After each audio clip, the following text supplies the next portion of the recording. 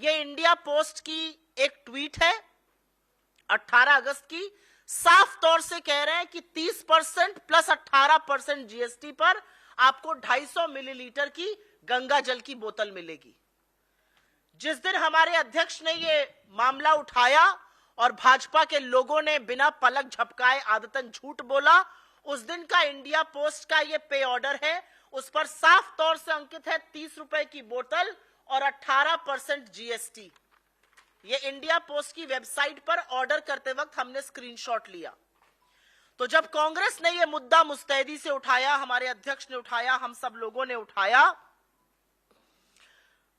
तो इस झूठ से बचने के लिए सरकार ने फटाफट आनन फानन में पहले तो इंडिया पोस्ट से 18% जीएसटी गायब कराया और लिखवाया इस पर जीएसटी नहीं है। ये वो ऑर्डर की कॉपी है, इसको भी हम साझा करेंगे। ये ऑर्डर 12 अक्टूबर का है, जब कंट्रोवर्सी चल रही थी, और इस ऑर्डर में साफ तौर से कहा गया है कि 8 अगस्त और 3 अक्टूबर का ऑर्डर विथड्रॉन माना जाए, गंगा जल पर जीएसटी नहीं लगेगा।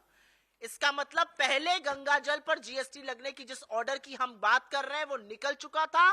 30 रुपए का गंगा जल 35 में बिक रहा था, और ऑनलाइन अगर आप इसको खरीदते कहीं बाहर से तो 125 रुपए का 250 मिलीलीटर, 2 बोतलें लेते तो 210 की और 4 लेते तो 345 की जीएसटी लगकर बिक रही थी। मुझे ऐसा लगता है कि गंगा जल पर 18% जीएसटी सरकार के आदेश से लगा था। 8 अगस्त और 3 अक्टूबर का यह आदेश था। इसका हमने प्रबल विरोध किया और उस विरोध के बाद सरकार अपने झूठ को छुपाने के लिए कहने लगी कि गंगा जल पर कभी जीएसटी था ही नहीं, जबकि इंडिया पोस्ट से बिकने वाला 30 रुपए के गंगा जल 18% जीएसटी के बाद 35 का हो गया था, 125 रुपए का हो गया था 250 मिलीलीटर की बोतल अगर आप ऑनलाइन लेते। और ये सब इसलिए हुआ था क्योंकि सरकार ने आदेश दिया था। इंडिया पोस्ट की वेबसाइट पर, इंडिया पोस्ट के ट्वीट्स पर है कि 18% जीएसटी लग के मिलेगा। मेरे पास साक्ष्य हैं जो मैंने आप लोगों के साथ साझा किए हैं।